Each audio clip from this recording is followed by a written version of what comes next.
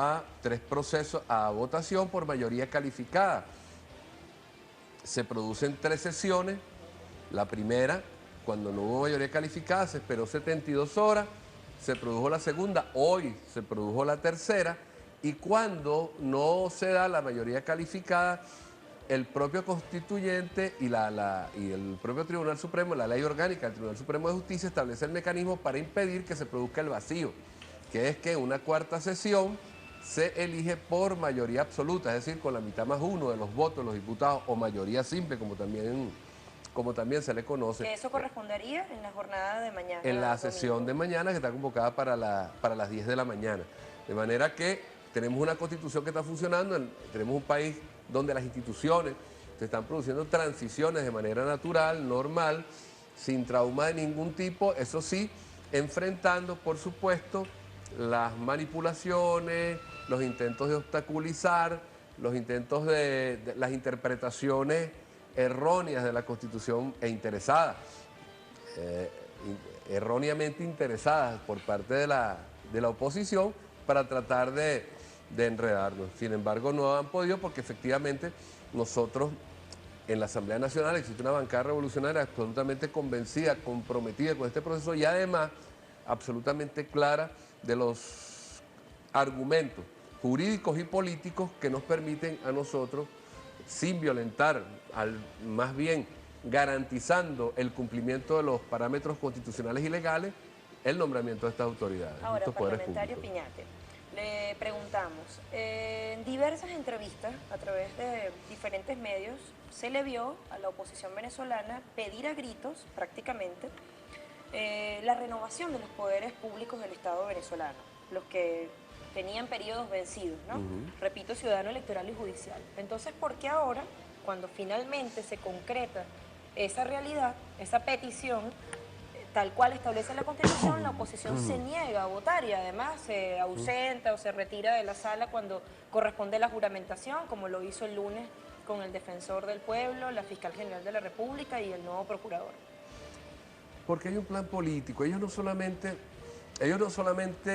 lo han dicho en entrevistas, ellos recorrieron el mundo denunciando la supuesta ilegalidad e ilegitimidad del gobierno y del proceso revolucionario, del régimen, como ellos lo llaman, denunciando eso porque no se habían nombrado los poderes públicos. Efectivamente, nosotros asumimos en la Asamblea Nacional la responsabilidad que teníamos y hemos estado cumpliendo todos los procedimientos que establecen la Constitución y las leyes para eso.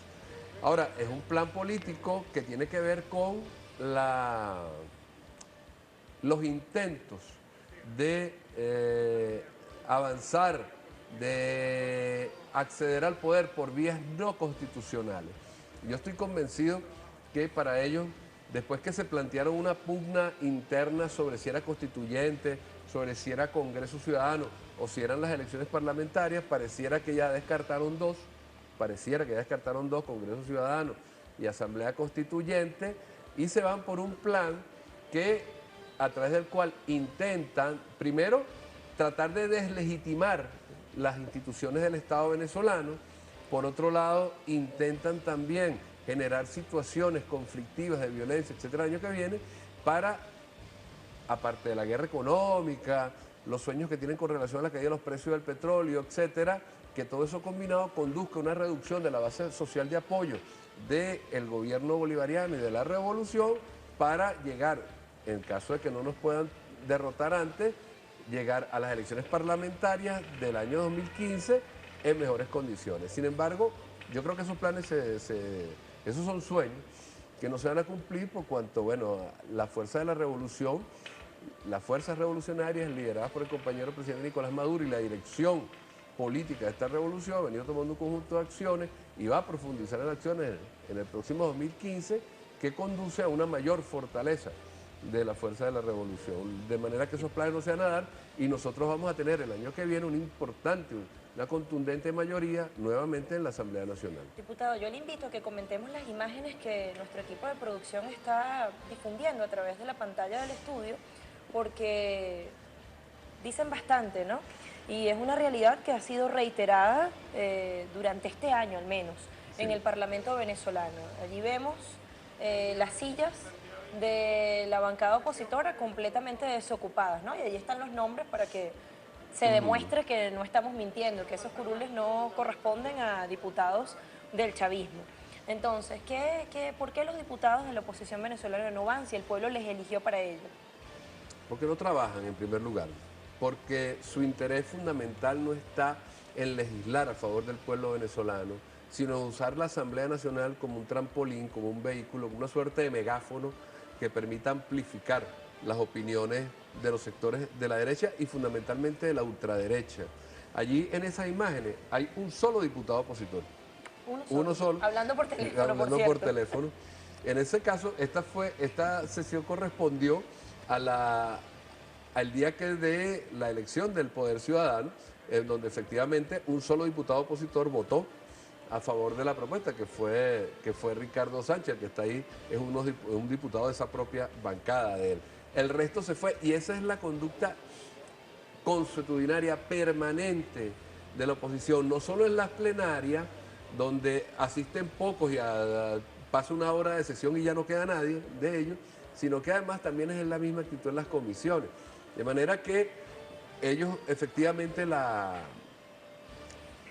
actividad parlamentaria como tal, la actividad de elegir, de legislar, de elaborar leyes, la actividad de control del gobierno, la actividad de debate político, les interesa en la medida que eso les permita fijar determinadas posiciones y tener alguna resonancia en los medios. Pero más allá de eso no están interesados en ningún proceso que coadyuve al beneficio del pueblo ¿Cómo cree venezolano. usted que pueda sentirse una persona que votó por alguno de esos parlamentarios para que, no me gusta utilizar esta palabra con la nueva Constitución, pero para que le represente allí en el Parlamento venezolano? Debería sentirse muy mal porque ellos efectivamente abandonaron a esa gente, abandonaron la oferta electoral que le hicieron a esa gente que votó por ellos al final de cuentas, ¿no? Que votó por ellos. Ellos lo único que les unifica allí es, bueno, acabar con el gobierno, destruir a Chávez, acabar con la revolución, pero efectivamente no existe ningún tipo de coherencia más allá del discurso rimbombante, a veces profundamente alejado de la realidad, con un profundo desconocimiento de la realidad del pueblo venezolano y sin ningún tipo de propuesta que sea de verdad de carácter nacional. Una vez una diputada le dijo que les recomendaba que compraran una brújula, pero que fuera una brújula venezolana, no una brújula que viniera del norte, porque efectivamente ellos, hablando en términos beisbolísticos, los manajean desde el Departamento de Estado. Y desde allí le están dictando líneas. El famoso telefonito, o uno de los telefonitos de los que hablaba Yarle Herrera hoy en su artículo que fue leído por el presidente de la Asamblea. De manera que si la cosa no fuera en serio, no fuera tan seria, daría hasta risa.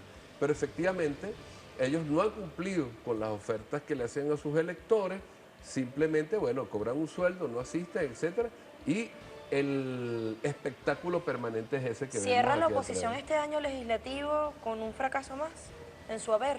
Sí, no, yo creo que tiene varios fracasos. Y efectivamente, el año que viene, el 2015, va a demostrar efectivamente cómo pierde cada vez más fuerza la oposición parlamentaria y fuera del Parlamento, porque carece pues de credibilidad. ¿El chavismo está unificado, en cambio? El chavismo está profundamente unificado.